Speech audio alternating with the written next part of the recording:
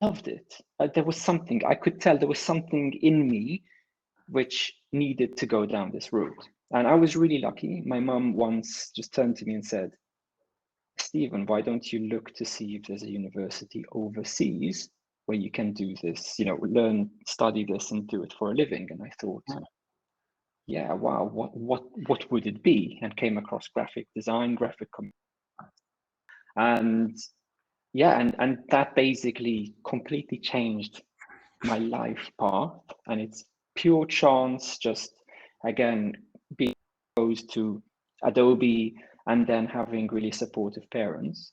And I took to it. So I started off with like graphic design and then web design, and through my experience over time, I just became more exposed to UX and to research, especially. So for me, design captures so many different crafts, including research, including service design, which we don't necessarily talk about as much.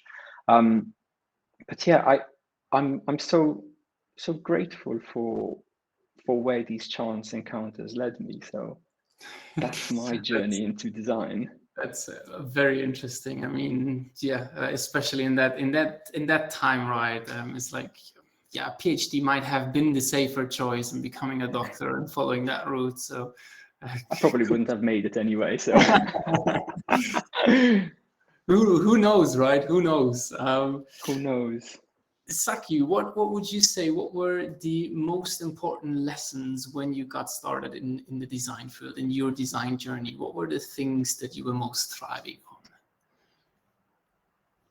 I'd say for me, my kind of like eagerness to learn and proactivity was probably always what helped me push on in any role that I was in. I was always just hungry to learn more about the space. I'm early in, so I know I don't know a lot. So wherever I was going, whether it be a new industry or a new type of product, it was always quite interesting to get to grips with that. So I'd say, without realizing, that took me further. And I would suggest that for everyone is, yeah, just stay proactive, be keen to learn. There's so much to learn. I'm sure you'll all agree now, even in the levels we're at now, which is still different. There's still more for us to learn. I remember seeing this one little diagram of like a PhD student, and it's like, this little dot on this massive circle, and there's still so much more to learn. So that eagerness was huge, and being willing to like speak to people who know more and just soak in from them. That would did you actually study design, Sakky? What is your background? No, I didn't study design. I also have a very non-traditional background, like Stephen. I also came from a small country, much bigger population though. I'm from Nepal originally. We had just over 30 million people, I think. So we're way bigger than Malta. But it's a small country in terms of size. I moved to the UK in 2002, and I got to play with laptops at that time, which were very rare. Like, we still had like broadband and desktop computing, so everything was crazy new, and I got into tech through that, and I've always been quite attached to tech as a result of that move. Yeah, very interesting. Actually, are you maybe the one on the panel that actually studied design, or where's your background coming from? I mean, I think you're coming from the largest country of all of them. Yes. But very curious. I'm also coming from the country where, you either become a software engineer or you're nothing, basically. So I did study computer science engineering, actually. And during that time, I gravitated towards the multimedia stuff, towards like figuring out how to make visuals out of code and stuff like that. And that kind of moved into like finding people who were doing this type of work, freelancing, hustling around, like making logos and t-shirts and posters and stuff like that. But eventually my mom was like, you need to stop doing this. Like, you need to go get like a proper degree if you were serious about it, kind of similar to Stephen, I guess. So then I did do a graphic design master's. And yeah, that was the only degree. Like, I didn't study UX or product design or anything like that. Yeah. So we at least got one that has at least some kind of a university degree in the direction of design. But I think that shows to everyone how actually irrelevant it is what you have been studying and from what field you're coming from. I guess what Sakky said is very, very true. It's the eagerness and the openness to learn and to conquer these topics as they come. What I would be super interested is if you would start over in your career again, maybe towards Steven as a first one, like in the UX UI field, what would you tell your younger self? What should he watch out for? What should he be looking at when getting freshly into this whole design career? Especially now, I mean, we're coming from a background, Photoshop, then like transitioning into Sketch, but now like Figma's around. There's so many more things that people have access to. What would you do when you start over? A few things. I think if I could go back in time and tell myself a few things, it would be to trust the process and actually do the research. Just thought, oh, great, solution, and there's so much to it all to really just explore. And that's where I think research really unlocked this new superpower, empathy, and seeing different perspectives. Also, like on a personal note, I'm also colorblind, so I'm a colorblind designer, and being very I'm not the only one. There you go. You see, it's something which I used to hide and feel like it's I wouldn't be just like everyone else if people knew I was colorblind, even though I was actively designing. And there came this point where I realized that I could actually use it as a strength. My colorblindness is actually a superpower to allow me to design more inclusively, to advocate for people who aren't normally considered in the process, for the visibly impaired and people with different impairments also. So I now absolutely champion accessibility and talk openly about my minor impairment, which is as compared to many more severe ones. But yeah, it's understanding that we are all different and we all have amazing strengths. Nice. Action. What have you told your younger self if you would have to start over again, if you will be now in a phase of just getting started in the design career? I mean, to the risk of sounding cheesy, I'd probably say take it slow, take it nice and easy. Don't be impatient with career growth and like climbing the ladder or like the titles and so on. I mean, the number of like VPs of design who are like 23 years old is like insane, like at the moment, right? And I'm not making fun of 23 years old or like the VPs of design. It's just to basically make the point that there's like we all kind of got into design, I guess, for the craft and for what it allows us to do, for the vehicle that it is, right? So to enjoy that, to focus on that, because otherwise, like, and especially I guess as more and more as design becomes more and more important in product companies, and we start to we now have the seat at the table and all of that. Then you automatically also start to measure yourself by the things that everybody else, like all of your business partners measure success by and measure sort of growth by, right? So just like reflect once in a while, take it a little bit easy, and it's okay if you're not yet like the head of design in your third year of like doing design, right? Like it's fine. It's designer is just a great title. If I was to do all over again, actually maybe tomorrow I'll go and change all my LinkedIn like whatever titles to like designer. That's it, right? I'm like a bit fed up with this title business, but part of the game. So sadly it is, right? Like with all these titles that are around and all these different names that designers have been calling themselves, it's on one hand very frustrating, but yeah, it's the game that is on there. But yeah, gotta play the game, at least in the corporate world as well. So Sakky, do you have like in your early career, did you rely on any resources? We heard from Steven, he was like downloading these YouTube videos on his iPod and like looking at them. Do you have any tips for younger people that's just starting out or want to grow into a leadership position as well?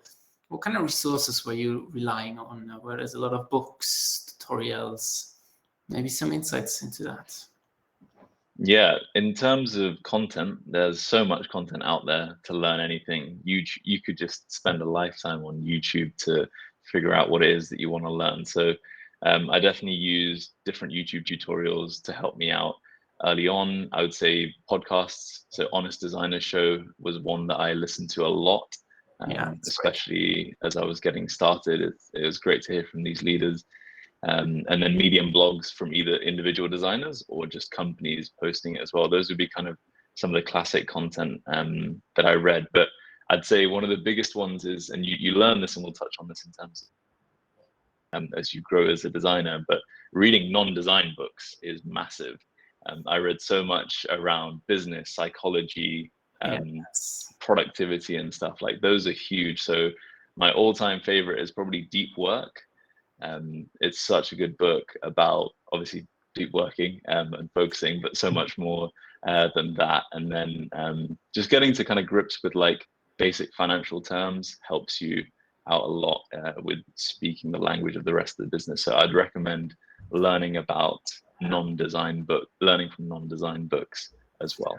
And I think that's like something that is being lost, like in when people were taught in design in the UX and UI field, right? There's so much business sense that currently in the product design world that we need to have, right? We need to see the impact. We need to be aware of like, hey, what could that mean for a company? Like with getting the seat at the table, there comes a lot of responsibility as well, right? Now we're getting measured as well into that sense, like, we did a design change, so all of a sudden we had a massive drop in like signups. Oh yeah, then there's also now a designer that is there to be acquired for. And with that, I can totally relate. It's like being very open-minded about like, okay, what is there besides like my graphics and my lovely art is very valuable for getting started in the design and being able to communicate with the other peoples in the company. But that is a perfect transition into the topic of like skills you're looking for in a young designer. And I think as we all have been hiring for the past couple of years in our roles that we have been, I think we have been able to see a lot of young designers. And I think, yeah, let's get it going with like Sakky, maybe just you again in that sense. Like, what is the most important skill? I mean, you already mentioned in a sense like mindset and being open, but what is there to it that a young designer needs to bring in order to wow you and say like, look, you're really gonna get working into this design firm, you're really gonna make it? Yeah, mindset is definitely huge. I think if you can exude confidence in your ability when you're kind of talking through, that will make me feel confident in what you're kind of showcasing. So that has to come across. However your personality is, whether you're more reserved, quiet, introverted, extroverted, whatever, you can exude confidence in many ways. And so I think believing in yourself and then exuding that through, no matter where you are in the journey, like believing you're here to do a good job and you're at this level and you want to learn, that confidence needs to come across. And then kind of like articulating your thoughts clearly, however they would describe through, whether you ask a question around, talk me through a project that you've done, but articulation of your rationale and design decisions is going to be huge when you become a designer. And so I want to be able to see that when you're talking through your problems. Like, it doesn't matter too much what you ended up deciding on and what the output was, because there's loads of factors that are involved in that. But if you can clearly talk me through why you chose certain things, that's huge, and it instills trust. And there's many other factors, but you've done what you can do in the process. Yeah, I like that. I mean, this is already also going into like, how do you identify that skills, right? Like being that communicative person gives us as the leaders the possibility to just see into your thought process. How are you approaching things and how are you going about things? Actually, maybe from your side as well. I mean, you've been in IDEO, you have been at a couple of big companies as well. How do you identify those skills, maybe also what Sakky was just talking about, but like what is the skills that you're looking at and how do you identify them in younger designers or in growing designers? It doesn't have to be just the young folks. Yeah. It's interesting, right? Because there's also a question in the chat, which is like about the 3+ years. And I wanted to touch on that as well. Yeah, it seems it's definitely like a topic in the industry at the moment. But I mean, I'm honest, right? Like when we get like portfolios or resumes and things like that, let's say we open up a job posting, you, at least at Spotify, you get like 150, 200 applications over a couple of weeks, right? So like you can imagine the amount of time that you spend on each of those. Like it's not a lot. So especially if you're like, just breaking into the design field, or if it's for an associate position, straight out of college, or, a couple of years experience, like the first thing is craft. I mean, can you, like, if I open your website or portfolio, does your, like, whatever you're great at, like, can I see that somehow? Like whether it's motion, whether it's interaction design, whether it's visual design, if those details are not there and if the craft is not there, it's very difficult for me to figure out whether you're a curious person or you're a compassionate person or you can talk through problems, like, and so on, like, because that first thing is just going to like filter you out, right? So that's like, and we can all, I feel like we're always a bit like, wishy-washy about this, but we're all visual creatures, right? Like, so when you're putting together your portfolio, like it matters, like the details matter, the visuals matter, the presentation matters. And then once you draw me in, then I'm like, okay, how do you think through a problem? How do you like do all of these other things that also Sakky mentioned, right? It's not that different. So that's what I would say, especially for juniors and associate positions, like, even if it's like side projects and things, I think we all understand that you don't have experience. Like it's not going to be from like real world projects, but if you can kind of like showcase to me that you're actually really great at even just one specific skill, right? That's something to hook me in, and then we can go from there.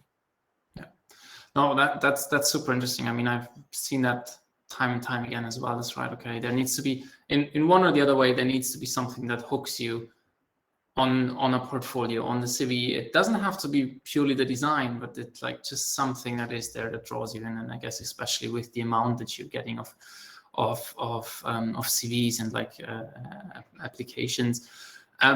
Stephen, like you have also, like at I think Lloyds Bank, you have been building up a tremendous team of designers. So you have been in hiring processes for many, many, many years. Like now what we're seeing is like, again, like coming back to the topic that we just had, UX designer, UI designer, product designer, graphic designer, all of these different kind of things, titles, specializations, UX researcher. Do you think it's valuable in the early career to already specialize yourself, or would you rather say like, be a bit broader, know a bit about like all the different things, and while you get started in your career, basically maybe specialize in one or the other field? What is your opinion? I think that's really down to the individual. If you're passionate about or interested in a particular area, then yeah, go for it. Specialize, or just become amazingly good at that particular thing. If you're still exploring and dipping your toes in, then go for a more generalist role. I think that even if you go into a specialist route, you'll hopefully be working with others and still end up growing in that what we call T-shape, where you're an expert in an area but also have exposure to others, and it gives you an opportunity to try things out. But yeah, I just go with your heart, and also just experiment. If you're applying for different jobs, also see how your profile is perceived, and don't be afraid to ask for feedback. And just maybe also bridging to the previous question and responses, do think of first impressions. And often the first impression is that document, the CV. And if it's the first thing we see and you're applying as a designer, that is how you're really getting that message across that you're a designer.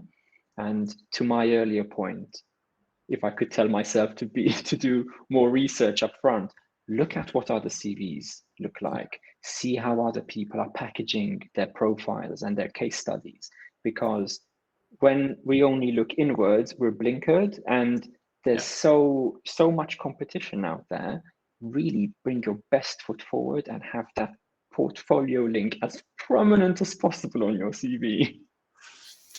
I mean, I think that's the good point, right? I mean, I don't know how it is for you. When I hire at MVST, I really don't care about the background. You could have been have a PhD in whatnot. You could just come out like of school. I really don't care in that sense. The first impression is, how does your design, how does your portfolio look, and then the rest comes. But I think we're, especially like the people that we're sitting here, right?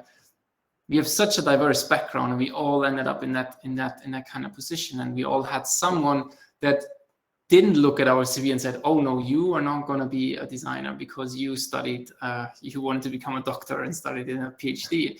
And I think that is exactly what Akshan is also writing in the chat. Apply for the position that says 3+ years. Absolutely do it. Absolutely do it. It's just an arbitrary number that people are trying to put in there to filter some things out. But in the end, I think you will correct me here, or you will compliment me here as well. It's like, a designer that has 1 year experience can visually be as good as a designer that has been working in the design field for 15 or 20 years. And that is something that's so overlooked, and that I feel, like, please apply to these job positions. Feel confident and feel bold, even if you don't have that experience. But actually, there's Philipp, so if many I can just jump in. go ahead. Yeah, I'm just looking back at Krista's question, and I just want to also touch on that, because I hope that many hiring managers won't be fixated on that 3+ years, and it might just be a filtering exercise for the talent acquisition, the internal people who go through and collect people's applications. So unfortunately, there is that aspect where CVs might get filtered out. Try to find who that hiring manager is and contact them directly.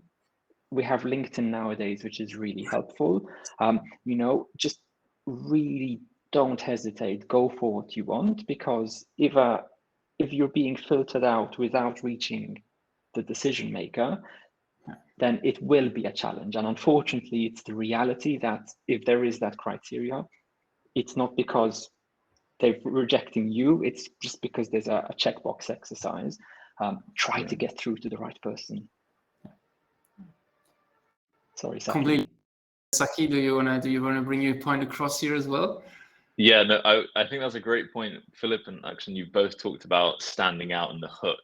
I mean, that's one way to do it. If instead of going through the application process, you want to try through LinkedIn, you're probably already going to stand out against hundreds of other people potentially.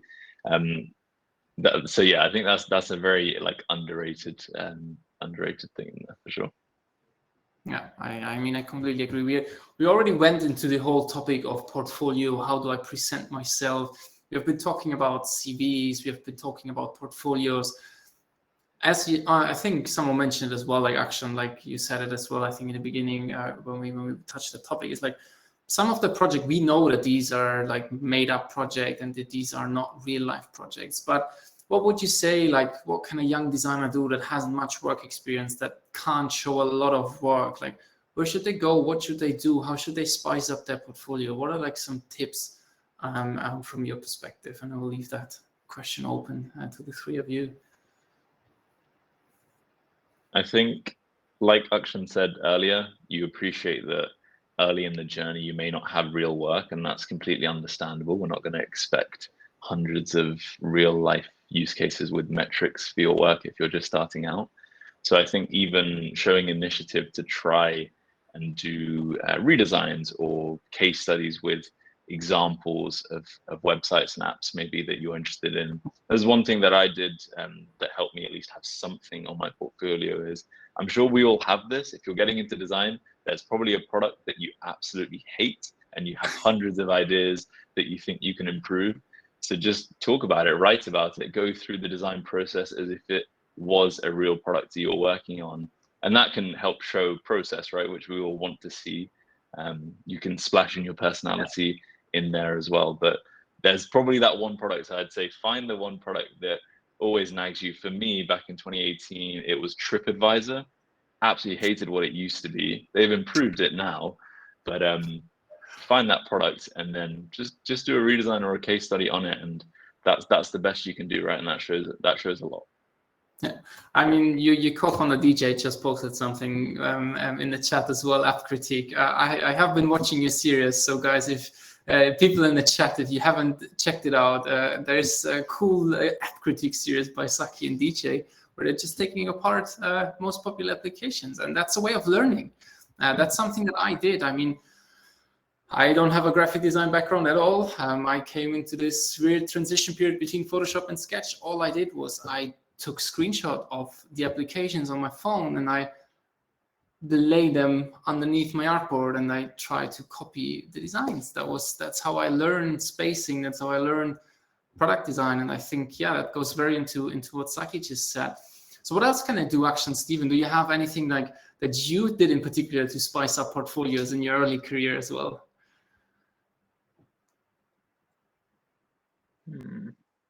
I mean, when I started out, I didn't have a portfolio. And as I mentioned, I was applying to university overseas and they required a portfolio. And I'm not sure if I can swear, but I had to bullshit basically. And I just said, oh yeah, we're drawing all the time in BioLab. And I just showed sort of my technical illustrations. And again, all of the tinkering I did in Photoshop. But this is where hopefully, people can channel their passion and also, to Sakky's point on communication, also sell themselves and show what they aspire towards bringing. And I think also at an associate level, entry level, just be curious. And I think someone also mentioned that trait in the chat, that curiosity and also the ability to be a can-do optimistic team player. Really and truly, that hunger to learn is the best thing you could ask for in an associate level designer. I've got a couple of points to add, if that's okay. I'm just thinking about it. I think right now, for an associate level designer, maybe there are 3 ways I think that you could stand out. One is, I'm assuming, I mean, not all associates are young, but I'm assuming most of the people who are entering into the field are young. So I think that in your portfolio, if you can show an understanding or curiosity of your generation of people who, to be honest, are very different from my generation, although our age difference might not be a lot. This is the difference between Gen Z and whatever millennials or whatever that is. Companies across the board, I can tell you, are going completely nuts on figuring out how to address the new target audience. What are their behaviors like? What are their aspirations? What are their goals? How is that different from, because the web as we know it currently was built by 40-year-old, who are now 40-year-olds, right? And the audience is now 20-year-olds and younger. So that difference, take that to your advantage and show your personality and understanding of your peer group. Insights around that, I think that's super strong. Second thing is side projects are amazing, and I think app critiques are also absolutely fantastic. I think it's always also cool to show if you actually feel like you have a problem in your life that you've experienced or that you see that you want to solve, and you've gone ahead and thought about that and put together something and gone through the design process. It might not have actually launched or you might not have done anything, but I think that slight hustle hacker mentality is definitely an That's nice. Where you're oh, okay, this person's actually observant of what's going on around them and they try to fix stuff that. You see that energy. And the third one is a super simple one, which is whenever this, maybe I'm biased here, right? But if you send in your portfolio and the company that you're applying to, if it's a Figma link or a PDF or whatever, or a protected page on your password, if you just address the company, you will stand out. You say, hi Google, hi whatever, Spotify, hi Personio, hi whatever. It's this little thing that just makes it feel slightly more personalized and a little bit like you actually cared. And we were not like one of the 500 companies that you applied to, which is probably true. And we all know that, but still. Yeah, but it still gives a touch, right? It gives a touch to it. And I guess, exactly. Like we all know you're gonna send that to a couple of companies, but it just still feels like there is something there.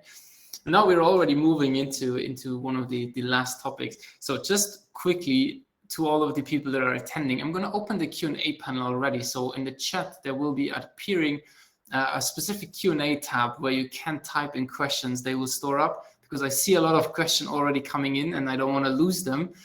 So while we are moving on to the hiring process and what young designers and designers that are just starting out can expect, feel free to already post in your questions there, and basically afterwards we will run through all of them in detail. So let's keep them coming. So talking about hiring process, so we have been speaking about how we got into the design field. We have been touching on how to present yourself, what you can do with showcases if you don't have any currently, and so now going into the hiring process, you draw attention of the hiring manager. I'm very curious to like see what your hiring processes look like, and I don't want to leave anyone out. So I would actually start with you, Stephen, and move around because I'm so curious, because I believe there will be differences in every single one, and I really want to give this across to the people what they can expect. I currently work at Personio, and we're an HR company, so we're very focused on people, and the process is such that whenever somebody applies for a role, their first touch point is with the talent acquisition team. As I mentioned, some of those teams in different companies may be filtering. What they do is they have a conversation with the candidate and understand their motivations. And truly, that's to understand which team they might fit in on the Personio end, which is really great because it's about tapping into where people would fit best rather than just like assigning random people to random teams. And then the next stage is a portfolio walkthrough where we get the candidates to put together one or two of their projects as a case study and talk us through the end-to-end design process to understand their understanding of design frameworks, but then to really zoom into what they did, what they contributed to, maybe what they influenced. And then following that, there's a hiring manager interview, which in some cases would be with me, where I get to know the person and we split the time equally, 50-50. You ask questions, I ask questions, and then final rounds where it's conversations with people in the team. That's a long process. And as of last week, we just started to say, whoa, we need to shorten that process and just make it a lot more candidate mindful, because candidates are also applying to multiple different jobs and have many different interviews. I'm new to Personio. I've been here for 5 months, so I can definitely empathize with being on the candidate end too, and really want to make it as human-centered as possible. Yeah. Cool. Awesome. Akshan, how does that look for you? It's also like a very big company now within Spotify. What can young people expect? What do they need to go through in terms of steps? Yeah, it's grueling. It's definitely not like, I mean, like Stephen, I was also in the job market not too long ago, and I went through this process with like a bunch of companies, like startups and also large companies. Like, it's a full-time job. It's really hard to do this when you have your own job, I think. But in any case, like with Spotify, I mean, it's very similar to what Stephen mentioned. It's not that different. I think maybe the only slight modification is that we do have a design exercise, but it's not a take-home exercise, but it's like a collaboration session that you do with 2 other designers from our team and a product manager. So there's 3 people, and then you act like there's a fictional problem and stuff, and then you I think you have 2 hours.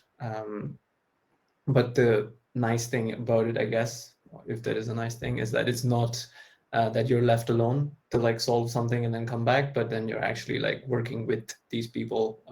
So it's like a workshop kind of setting. Yeah, but it's definitely a long process and it takes time and it's also exhausting. We're trying to redesign it for the remote first sort of like atmosphere, where either you kind of break it up into multiple days, or or do like a couple of hours in the morning and then have the afternoon off and then come back like for a couple of hours later in the evening, stuff like that. So we're experimenting. It's not perfect and it's not there yet for sure. Awesome, very interesting. I guess quite the contrast will be perspective from Sakky as a young company. I guess like it's more similar to us. But Sakky, like, how do you go about hiring? What needs to tick the check boxes for you, and then what does the process look like for you? It's quite different to Personio, where there's multi-stage processes and talent advocates and things like that, because we're obviously a team of 4, so that's obviously not quite gonna run. But I think the main thing for us was just looking at the hiring process. If you just break down what we had as like existing experiences, I find it crazy that you would bring someone on for maybe a 3-month minimum commitment, having known them for 2-3 hours, showing their best self. That to me itself is just broken. That's crazy. Like, everyone's going to put their best foot forward, and it's not indicative of a real working environment, both for the person interviewing and for the team actually looking to hire. So what we do is slightly different. We have a 2-stage process, and I wouldn't even call it a process. It's just 2 stages. The first one is just an intro call where we talk about like cultural stuff and the content you have. And then the second one is, if that's a fit, we'll bring you on for a day. We'll get you working on an example project that we've had with a client. We pay you for the day because I've done design tasks, and I'm sure we all have, where you just have to spend 8 hours and you get nothing, and then you get rejected, and it's like, this is outrageous. It just frustrates you. So we pay you for that day based on whatever the kind of comp is, and then take you through as if you were going through a real design task. It's just a design process crammed into one. You have client like requirements, the deliverables change, then you have to share back at the end of the day. So we tried to kind of simulate a real environment that we would have to face when you're working at ZeroToDesign. And we've learned so much from, like, Monzo do a really good job of this when they post on LinkedIn, say they've started asking people to share a video across of them before you, as like the first stage of the interview and stuff, to talk through your portfolio. So I love what people are trying in different things. And for us, it was just the idea that 2 hours in a room where, like Akshan said, it is grueling. Like, I've done that workshop with 5 different people pretending to be different roles, and it's hard, but it's not always indicative of what you end up having to do. So we were just like, bring them in for a day, and they get to see what we're like, we get to see what they're like, and it's a better way to do it. Awesome. I mean, yeah, like for us at MVST, it's a very similar process as a smaller company. I think we can be a bit more agile in that sense than the bigger companies are. So I think, but yeah, it's like, I love that we bring that across and like also into the design, into the world now with the people that are watching. So if you apply to the different companies, also look at the sizes before you apply. It will give you a very good guide on like, okay, what the process might look like, and also how you need to prepare and what you need to prepare for. So it will be very different if you interview for Spotify, or if you're going to interview for a smaller 10, 50 people company. And I think that's very important to know and get you in the right mindset, because Spotify, the steps are a bit different, and they're looking for different things at the start, while at the younger company, they might be quicker. They need to make quick decisions, and they don't have that much time to decide. They need to be quicker. So there you can definitely adjust. We have been always talking about the good things. There's one question that I've written down. It's like, we've all been in so many interviews. What are absolute no-goes for you? And what were like the worst things that you have experienced that you would definitely advise not to do in an interview? Stephen, we want to start with that one? Well, I mean, the fact that I haven't got an obvious answer means that so far I've had fairly good candidates. So at least that's really good. No-goes. I need to think about this one. Maybe someone else has an idea which comes to mind. I do, many. That's the absolute go ahead, action.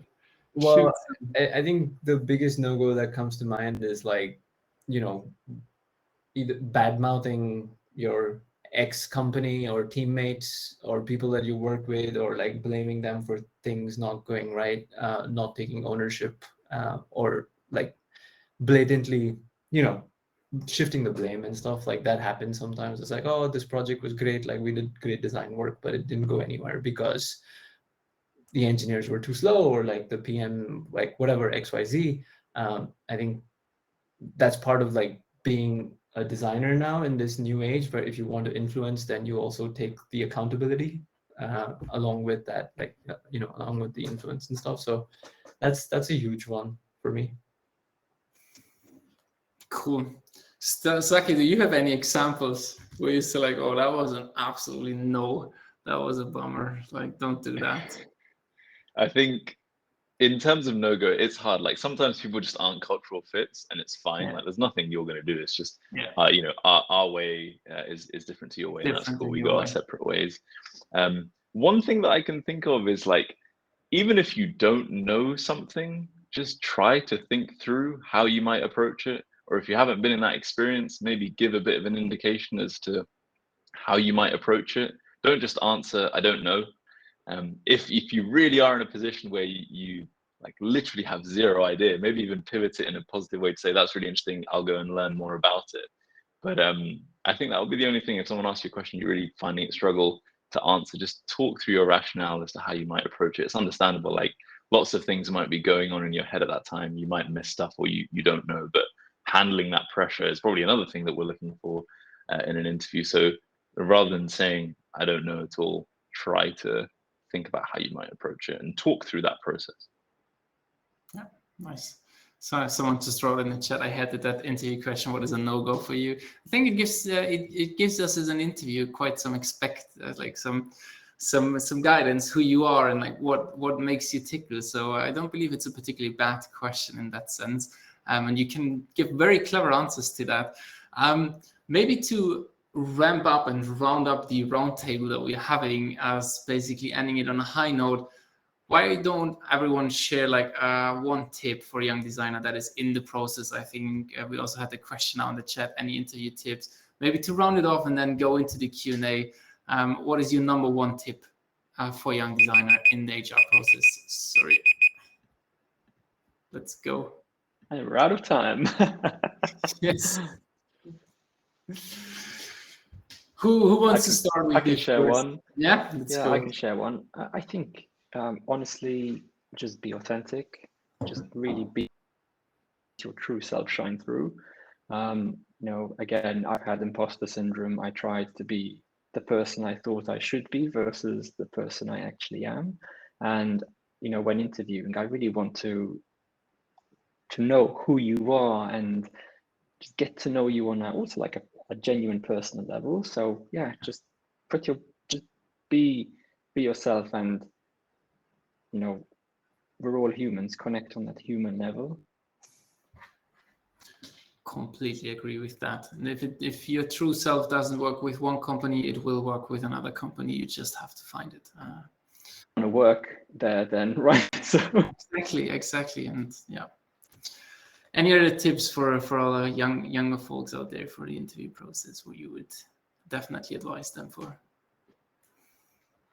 I'd say both of what you said. Yeah, I'd echo that. Those are great thoughts, and I think it touches on mindset a little bit, which we haven't talked too much about, but I'm sure we'll get into. But be yourself, be the authentic person. Trust that the right company will come around, and have that abundance. Right, just because one didn't work out, there will be another. Tech is vast. The world is vast. Remote work is making it even more vast. Lots of things there's just more and more of, and just because one didn't work out, you know, there will be more coming up. I've had examples before. I interviewed at Treatwell in the UK, and I was so disappointed because it was a well-known brand, and I was like, oh, this is going to be a good gig for my CV. And then I kind of sat with the emotion for a little bit, and then moved on to the next thing. Eventually landed at Zopa, which is also a fairly well-known UK company, and kind of bided my time there. But you have to just believe that there is more, and the right fit will come through, like both Philipp and Stephen said. Awesome. I completely agree with that. That's a nice word to end our discussion in that roundtable. I think that was a lot of insights, a lot of interesting topics. I see the Q&A panel already filling up quite a bit. There are quite some questions. So whoever is attending, if you have questions, please now use the Q&A panel, throw in your questions. We have the next half an hour basically reserved to answer all the things that you want to know. You can also feel free to direct questions if you have specific questions for like me, Sakky, Akshan, or even Stephen. Then please go ahead, direct them. Otherwise, I would make them open for the round. I would start with the first one that is from Lavette. She's asking, as a design leader, how do you intentionally protect your mental health? And Sakky, I think that's also something that you're very keen to answer on a little bit. But how do you protect your mental health from organizational politics, but on the other hand, still be this inspiring person and not transferring the stress into the team? So it's something that's like a bit in a bigger corporate world, but also speaks a lot about mentality. Who wants to give it a shot? Maybe Stephen, Akshan, you're in the bigger companies. You know the politics that are sometimes happening. How do you keep your team motivated and not transfer the stress into the team? Any particular guidance there? I can shoot first. I think there's this like great book about Netflix and the way that they operate called, I think, Context Not Control. Or context not command, one of those things. And I think that's an interesting principle to apply in this specific, like, for this specific question is like, I think we have to, like, as leaders, we have to kind of understand that, our team is like, is comprised of grown-up adults who do not want information to be kind of like withheld from them. They need enough context to be able to operate and to be able to make decisions because you want to empower them. I think the difference between transferring the stress is like when someone's pressuring you to get stuff done or to get stuff delivered, or asking you questions about why your team is not delivering something. You as a leader need to be able to like reframe that for your team as an opportunity or as a as like a growth area or things where you kind of have to find out where your sort of point of leverage is and then sort of communicate it. It's not about for me at least, it's not about shielding them. It is about providing enough context so they can operate, but maybe not in a negative sense, but reframing it so that it feels like an opportunity. I think that's the important part, right? Like reframing it and taking like the negative energy out of it, right? But still giving and digesting this information into your team, I think is an important part. Another question from Krista. I'm curious about that one as well. Breaking into the field from graduating a boot camp, I have been told to take the first job, even if it's not what I initially want, and then get experience and move on. What do you think about that advice? I mean, I have a point of view. I think you might have different point of view. Because if you were to take that first job, there's nothing stopping you from keeping the search going for that better job. Now it really depends on you. Is it that horrible? If it's really going to ruin your day, then you really shouldn't take that job. But if it's going to pay your rent and allow you to keep searching for that better job, then it's worth considering. Yeah, but ultimately it's your decision to make. What do the rest share? Like same opinion here? What do you think about it? Yeah, I would lean on pun intended, lean methodology. You know how it's just like try, test, fail. Just take the first one. Take the first one. The reality is you probably need money. That's the first thing. Whether it be you've got debt or you just need a way to fund your life now. So take the money, get the job, learn, and if it doesn't work out, then hey, just move on to the next one, right? It's your first gig. No one looks back at that. Like if I look at my first role, actually no, I will mention it just because I joined a grad program. But if you don't join a grad program, it will get forgotten about. Like if it didn't work out, like Akshan said, don't kind of say they were horrible or whatever, but just say it didn't work out, it wasn't the right fit. When you do have to talk about it, take it as an experiment. You're not going to get it right the first time. You probably won't get it right the second or third either. Just it takes time. Completely agree with that as well. It's like trial and error, right? That's what life is all about in a lot of ways. Another very good question, and that is a tough one to answer. When do you know when you are ready to lead a team as a designer?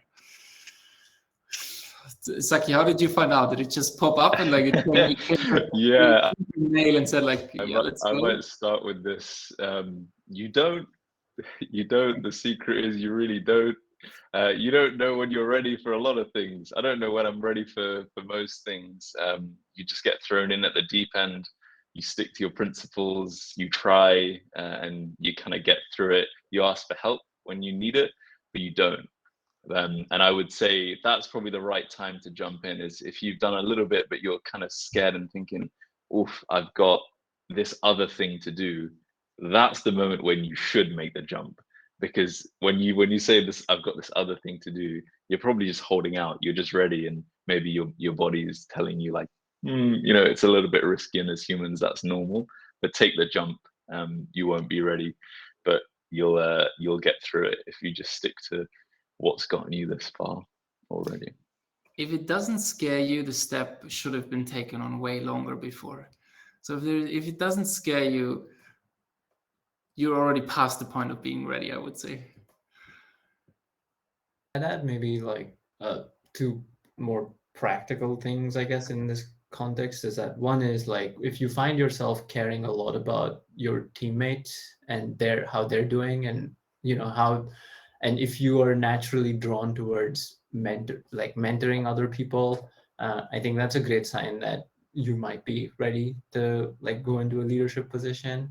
And then the second thing is like if you find yourself thinking beyond the pixels, but you're thinking about the actual outcome of your pixel work and like all of the other things, and you're more invested in the success of the thing that you're doing rather than purely the craft and like the output that you're producing, those two for me are always like great signs in, for example, someone that I might decide to promote into a management or leadership position. Very good insight. I think that's very practical. Thank you, Akshan, for that. Moving on through the question, Grace. That's an interesting one as well. I've been seeing that quite a lot. So how much of the research/design should I include in my portfolio to showcase how I made my design? And basically taking care that the case study is not too long or too text heavy. What are your opinions about that? Like, how do you review a portfolio? Do you skim through it? Do you actually read the text that's on it? I'd love to take this one, and I'd sort of give it two perspectives. One, the case study, which is on a portfolio, and the other is the case study during interview. And you could use the same. And I think whatever text you have, use plain language, don't use jargon, just make it as easy to skim and highlight the key points. So it's really important to understand your understanding of the process, the design frameworks, what beginning to end looks like, but is the parts which you were actively involved in, where you did things, where you contributed, because that's probably why we're interviewing you in the first place, and we want to see those skills. So when it comes to interview, especially, one of the biggest mistakes I see when interviewing, for example, product designers, is that they talk about the discovery and the research up front, which is fantastic. and spend so much time talking about that part that they run out of time to go deep into the craft. And that's their, you know, perfect spotlight moment. So, you know, don't forget you're talking about yourself. Bring yourself forward. Your work is important, but really help us understand your contributions. Yeah. Awesome. That's a very good answer there, because yeah, like highlight the key points, I guess, is the important part. I mean, as you have heard from Akshan as well, right? Like how they get like open a position, getting 200 applications. There's not a lot of time reading through a portfolio. Highlight the key points, make it crisp, but don't lose the essence of it, that you spend time on doing that. And I think that's important to showcase. Yeah, I'd just add to that real quick, Philipp. Yeah, sure. Do a TLDR at the top of an article. That can really just make it punchy for them to see a summary. I've started seeing more portfolios now on different websites, so like some are on Figma, some are on Notion, and you can leverage like toggles and things like that to hide chunkier content versus summaries. So you might want to have like a, you know, read for more type of thing, where if someone wants to get into the crux of the detail project, then they have the option to do that, but you are really pointing it towards the punchy summary. That can work. That's quite like leaning on Akshan's thing of practical tips. I've used Notion to hide things, and then you can just put a description and say open for full context, for example, and they can see that. If they don't want to see it, they still see the high level summary of the metric or the design output. Nice. With that, also the next question, which basically touches on that, do we have some examples of portfolios we find interesting?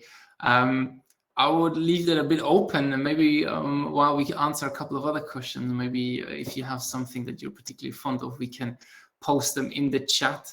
I would also need to skim through a couple of things, but maybe, yeah. Also to the people that are attending, if you have interesting portfolios or just your portfolio, why not post it in the chat? I mean, super curious. I mean, we just talked about look at other portfolios, check them out. What are they doing? What can you also take away from that and learn from that? So why not take that chance and post your portfolio in the chat? So also we can have a skim through it later on.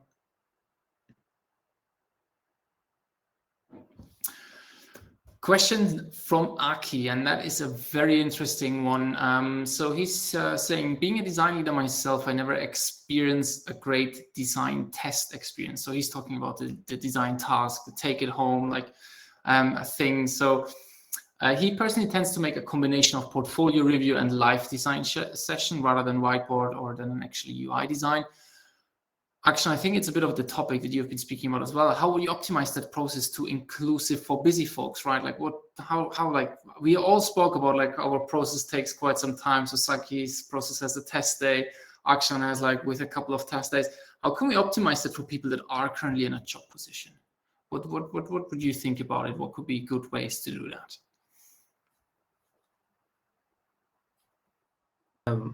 There's a difference between what I think can be done and what we actually do, right? I'll preface by that, first of all.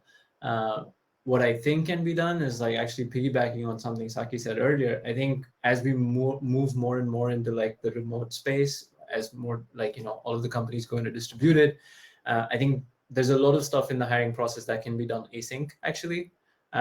Like portfolio case study walkthrough probably can be done async, and then maybe you can actually, you know, send a few questions here and there and whatever. Design exercise, I don't know, like for us, like with the design exercise, we're really trying to figure out maybe 3 things. One is like, how good are you at generating ideas from scratch, like 0 to 1?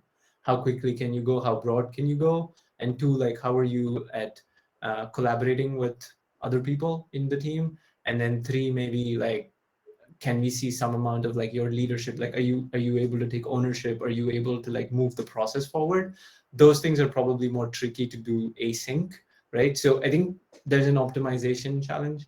I'll share a personal story quickly. I don't know if you know the company Automatic, which builds WordPress, Tumblr, etc. They've been a completely distributed company for a long time, and their interview process happens completely like, well, remote, but also my hiring manager interview, the first one that I had, was over Slack, we texted. Wow. We texted over Slack because they were like, well, this is how we work. This is how you're going to work when you come in. Like, there's going to be so much written communication that we also want to see that. So there are companies doing like interesting things that way. But yeah. Awesome. That's super interesting. That's something I actually also never thought about. Because yeah, I mean, like, I'm writing a million Slack messages with like everyone each day, right? And it's like how we also give design feedback now and like mingle with certain design things. So quite an interesting one. Anyone wants to add something to that point? Otherwise, Aki has a second question that also goes into this direction. Like, how do you try to optimize the hiring process to not fall into the trap of cultural fit, which is oftentimes like hiring the people like yourself? How do you try to be broad and open-minded when you're hiring people?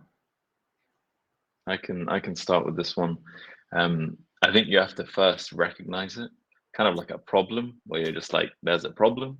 Me and DJ had this where, and I'll put it very candidly, we didn't want to have our first hire as a male hire. And that's not for diversity or any other reason. We're like, we don't want to be a company that's right now. We wanted to have a different person come in. And I think that started with just us having an honest conversation to say, we want to build a team of very like internationally diverse people. That's one, and you can hit that in many ways. And then it kind of went from there to be like, okay, what are some other things that we need? But it's an honest conversation that you need to have, and it's tricky in this day and age. And there's all sorts of stuff around quota and stuff, which is always a hard thing to kind of get around. But for us, it was just like, what does it actually mean to bring on some type of person? What kind of image are we trying to portray?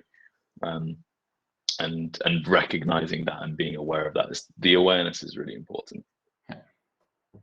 I think there's also some really supportive mechanisms, for example, in the UK, where people don't really add or their home address or their age or their marital status to the CV, whereas I'm seeing that in Germany it's commonplace, and immediately those things can spark a bias. And even if we're trying to be unbiased, that there's a first impression.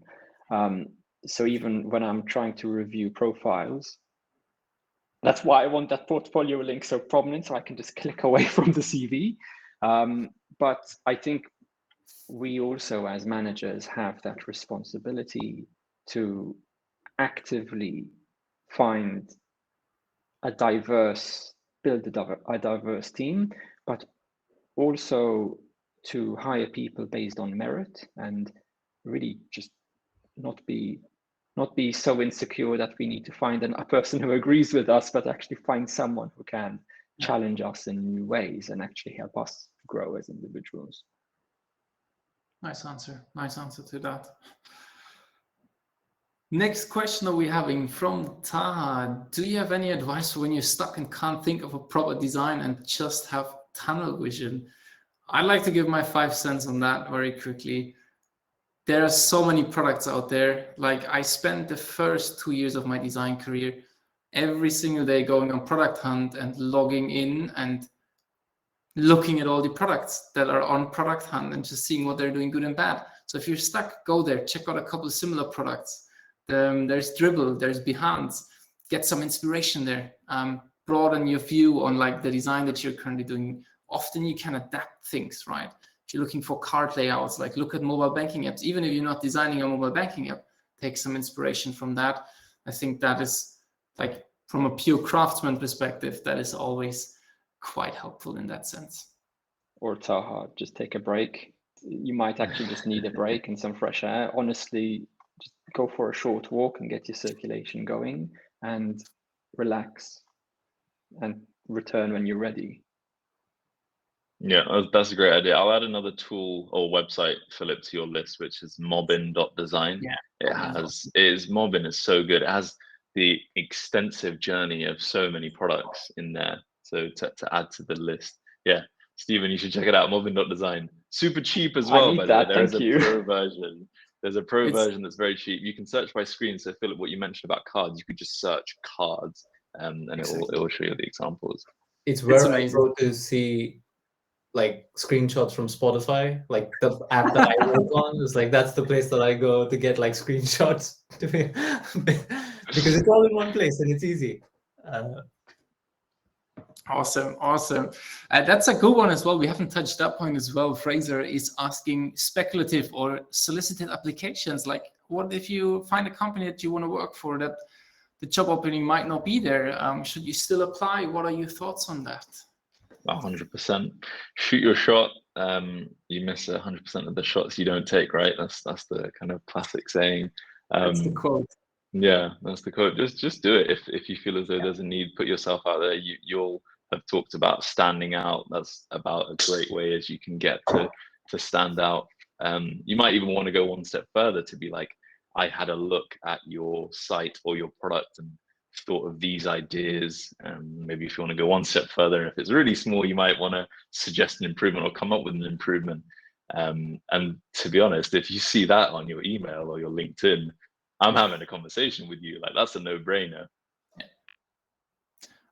Absolutely agree. Also, like, just shoot your shot. There's also like, maybe if you don't reach the hiring manager directly, try to go maybe also through a fellow designer that's currently working at the company. Just follow them on LinkedIn and ask them, hey, like, how's it looking? Are you currently open for positions or not? Like, even if they're not on the website, you will be the first one that's being remembered as soon as the position opens. Because like, if people are eager of the company and they want to have new colleagues, they will go back to that network. So definitely give it a shot. Like, don't hide away from that. When in doubt, just ask yourself the question, what's the worst that can happen? That's fine, but there's so much opportunity there. Completely agree. So we have one from Zonny. I've been a developer for 12 years. I'm moving into product design, which feels like a natural progression. What advice would you give for someone without that experience? So I guess it's more about the experience without in the particular design field, but a lot of, I mean, as a developer, you have been touching and working with designs all along, right? So there is definitely, I think, a lot to draw on in interviews and a lot to give on, but maybe your take. I can start. Use it as a superpower, because you've now got this technical side that a lot of designers may not have, because you've been privy to it or you've worked in it yourself. And the slight nuance, obviously, between product and UI UX designing, that you have to understand the different parts of the business, feasibility, viability, desirability. This becomes a superpower for you now, because you have such a good understanding of the technical side that when you're collaborating with developers, you're already almost a step ahead. So I'd say leverage that as much as possible, build up on the design side, but always have the technical side in your back pocket to be like, hey, I could suggest this to the PM, but I know this is a simpler solution that we can get out with minimal changing of code. You might just want to bring that in. It speeds things up. Awesome answer there. I think that covers it quite nicely. Moving on to the next question. I think the second one of that, how deep should the portfolio be? We already covered quite nicely, but how many projects should I have in my portfolio? How diverse should they be? I have a hot take on that. Let's go. 2 projects. You're not going to have more time in a case study walkthrough to go over more than 2 projects. So like, I would rather see more quality than quantity. If you want to add game. Yeah. Like, you can always add like side projects and fun stuff that you do on the side, and that's always fun and quirky to see. But projects is not required more than 2. Yeah. Online though, and maybe this is like a different opinion, because sometimes when there are these quirky fun projects, that's where the quality bar may go down. So if you are filtering for quality and going for 1 or 2, then keep that quality level there, and also like know your audience. So if you're applying for a product design role or for, you know, a photo retouching role, make sure that dedicated to that discipline Otherwise, you'll just come across as a mismatch, and you may have the perfect skills, but they'll be diluted by the rest of the content. So I really agree with that comment on just have one or two tailored, polished pieces of work. I agree with that. Like, again, keep it short and crisp. TLDR for the people that are super busy, hide away the detailed information, but keep it in there. Like, sometimes if you then go into the process, trust me, that will be looked at before an interview. They're gonna screen the portfolio in a bit more detail. Philipp, do you mind? Yeah, sure. Again, action. One thing on that, I think what we haven't maybe touched on is like a lot of times, I don't know if you've seen this, but a lot of times I've seen now is that the case studies are like chronological stories of what happened over the course of 3 to 6 months. And I think that's when it becomes pretty dry, because you're like, okay, yes, that happened, we did that, this happened. But instead, if you start to think about it as like a TV show or like a film, like how would you create a narrative out of that, right? Like, what is the story? What is the arc that you're drawing? Like the setup, the crisis moment, the aha moment, and so on. And that all of that doesn't have to happen chronologically. You need to be able to tell that story. I think that is just much more engaging. Yeah, that's true. That's true. Next question that we're having from the crowd. That's an interesting one. As a lead designer, how would you deal with a junior designer that is not challenging his own design tasks? And in that sense, it's ending up in a lot of design reviews and in weeks instead of days. Stephen already raised his hand, so I have my 2 cents on that as well, but please go ahead.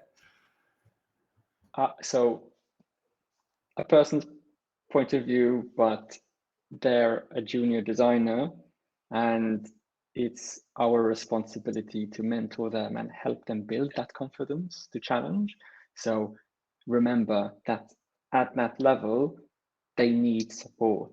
Yes. And if they are healthily challenging in the right direction, then it's probably a sign that they're ready for their next step also. But we have to be human and understanding, and also understand what it was like when we were junior designers and afraid to challenge. So don't be afraid to mentor people and support them on that journey. And with time, they'll build that self-confidence. But I feel very strongly about that. I would echo that completely. I think it's in our responsibility to exactly, these are the more critical things in the design path, right? Like being able to like challenge yourself, taking a step back, looking at it from like a bird's view and like seeing the flaws that you have currently in that. And I think it's our duty to get that, especially junior designers, onto that position. And yeah, sometimes it might take a little bit longer to do things then. I mean, it might take more reviews, but if you give it to them in a nice way the next time, they should get it. And I think that's what it's about. Some tips for starting designing, or some tips to start designing something from scratch. I think my hot take before that was take a screenshot and copy something that is something from scratch. But maybe I'm missing that question here a little bit. Maybe you have a different take on that. I actually realized this was something that I did wrong for many months and maybe years actually early on in my career, as wanting to create it from scratch. Just don't do completely zero blank canvas. It's a bad idea. No human being just like starts from nothing in front of them. There is some sort of inspiration. So jump onto Dribbble. As much crap Dribbble gets, one thing you can't question is the inspiration that it provides you. So I would jump on Dribbble, just create a mood board of loads of different concepts. And then you're going to probably end up creating an amalgamation of loads of different things, which creates something new and awesome. But I wouldn't say go from complete zero, because you're probably just cutting yourself a bit short there, to be honest. There's so much goodness out there. Yeah. The same, like Jinhong, as a second question, any advice for someone transitioning into their second job? I believe he's speaking about the second design job. Could also be his completely second career. I think that we have to do a bit of guesswork and answer in both directions. I guess this is where you have the stability of your first job, so pickier. And if there was the question about specialism earlier. If you do want to specialize, it's your opportunity to specialize. Or if you really want to go into a certain field or market, then yeah, you can. You have that cushion of the first job. Yeah, just try to have fun with it, really. Yeah.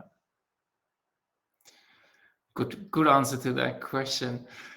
We have 2 more questions, and also time-wise, I think we're looking quite good. So, what advice can you give to a new uni graduate in terms of applying for new law with almost no experience in the real life field? I think we touched on that like throughout all of these answers a little bit already.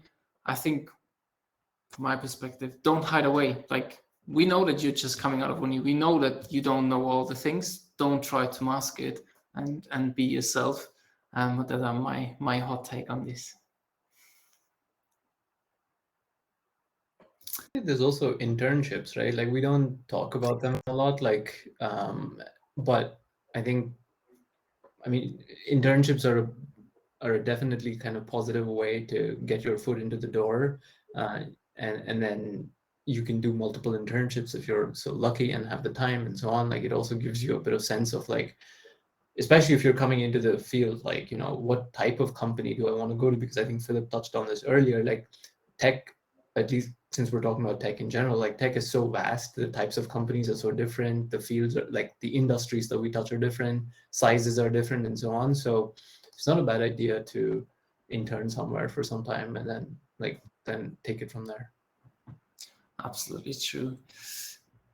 Izzy, how do you show transferable skills if you haven't been a designer before but have used design thinking in your previous roles? It sounds like the question's kind of answered in the question itself. Yeah, just give the example of when you empathized or when you journey mapped or when you prototypes and tested. Just bring those in and kind of emulate the design process there. Yeah. Completely agree. Right here, then there's a nice question from Apuva. What is the best answer when you're asked why you're switching to another company? I guess we have said it a couple of times. It's all right. Honest. Be honest. Tell the truth. Eventually it's gonna find out anyway, but yeah. It's better as well, because then the company that you're going to, if they do end up hiring, they can position the role to foster exactly what you're looking for. Like I said, when I was moving to Zopa, I was like, I'm looking for leadership and a team. And that's clear when I spoke to my manager throughout my time there. So shying away from it it's just hurting you a little bit. Yeah, it's also an opportunity for you to be vulnerable if it needs vulnerability, and possibly connect with the person on the other end, and you get a sense for whether you're interviewing in the right environment also. So yeah, really just the interview process is where you get to test out the company and the interviewer too. So don't forget that there's 2 sides to it also. So yeah, just be honest and see what it's like. Then a very nice question from Lisa to round off the Q&A. How do you manage to stay inspired, creative next to your daily business task, especially as a design manager? That is a really good one to round it off. Your takes on that? I can start. Don't forget to do what you love, and it's not all about work. And I wish I were in Cape Town right now. I'm not. So for me, for example, I love to walk my dog, and I absolutely have to go to the gym every day. And when I worked, especially when I worked in finance and banking, meetings would just eat away at my evenings. So I get up at 6 a.m. every morning and I go to the gym. No one can set a meeting for me at 6 a.m. So that's my time. I've got my gym time, my ritual, I get back, and then my day starts. If some meetings creep in and my dog walk creeps further later, she'll forgive me. But yeah, it's so important to just value yourself, I'd say. For me, like, honestly, it's kind of circling back to something we started with, which is staying curious about the world beyond design, like, you know, things that are happening around you, whether in society or business or other things. Like, I think it's our job in a way to stay inspired as designers, because we have the onus to inspire everybody else around us also. So like bringing in as much from the outside that you can. So you have to make sure that your cup is full before you can, you know, give it to others, right? But as like Stephen, like I have a child now, which gives me a great excuse to basically be like, no, after 4 p.m. until 7 p.m. I'm not available, can't do, sorry. You know, that's just family time, and then I might pick stuff back up later. But it just helped, at least to me personally, it's helped me like create my boundaries very, very strictly to do other stuff. And with that, staying creative, right? Like keeping your mental calm and like having the mental capacity still available. And also perspective, right? It's like, okay, you have perspective on what's important. Like, it's like, yeah, beyond the point. I mean, it's a job. It's amazing. I love it, but it's a job. Like, yeah, it's cool to hear from Stephen and Akshan about, because I know what I've got to look forward to for the future. For me, travel is obviously one, and just pushing myself socially. There's opportunity everywhere, especially in the physical world. I say I have this kind of thing that I'm living by now, which is two human beings in the same place are there for a reason. Go find it. And that's kind of the way that I push myself to just meet and learn from other people that are out there. I'm obviously blessed to be in Cape Town right now, so there's a whole different perspective to learn from, and that really energizes me. Philipp was one of those people, by the way. Exactly. I was like, hey, let's meet, and here we are in a talk. So yeah, good stuff happened. Awesome. That rounds it up quite nicely. I'm looking at the time, so I think let's get a wrap on the Q&A. I think that is coming a bit to the close of the roundtable. So what I would do for the last 10-15 minutes, I would open up the audio for all the people that are still in the chat. Let's see if it gets a big mess, could be, but let's give the curious people also the chance to speak up. You can speak and mingle with each other. I mean, I wouldn't be doing that and without saying, and I'm Sakky, Akshan, Stephen, you're also more than welcome to give your 2 cents there. We at MVST are hiring young designers. We are still looking for people to come on board. So if you're interested, please check out the website or get in touch with me or Nina, our lovely HR manager, or Uma. So please don't hesitate. And I guess like it's the same for my lovely people that join us. I think Stephen is looking for quite some designers as well currently to join his team. So if you want to work in a scaling startup, Stephen is the man to go. And I guess Akshan, I don't know how it is at Spotify, but I guess you never stop hiring at all. So and the same thing for Sakky, if you're interested in getting a go at a very young and eager company setting its foot up ground, hit him up. And with that, a million thanks to everyone who participated, especially to the 3 of you. It's been absolutely amazing. Even I took away quite a lot of things that I want to reconsider and rethink. And for that, thanks a lot. That was really awesome chat. Thanks for having us. Yeah, and thanks to all of the attendees also, and the amazing questions. Really, really good. Oh, I went on mute. No, that was me actually. That was me actually. I tried to open up the chat here to like let everyone talk, but I don't think I even can do that. I thought that button was doing that. But nevertheless, so we still have the chat. So if you still have anything that you want to be touching on, then we can do that in here. Otherwise, been absolutely great. Been a fun journey. And hopefully see you next time soon as well. Thanks everyone. Now it's the weird awkward silence after the meetup where you don't know if you should leave now or not, right? So gonna close it off with a bit of small talk. What are your plans going for the night? Actually, your kid is asleep, I guess. I hope so. Yesterday we I mean, now since we're just like chatting, just guys chatting, this is weird, but okay, whatever. Yesterday we bought a Chromecast and put up like a projector in the living room, so now we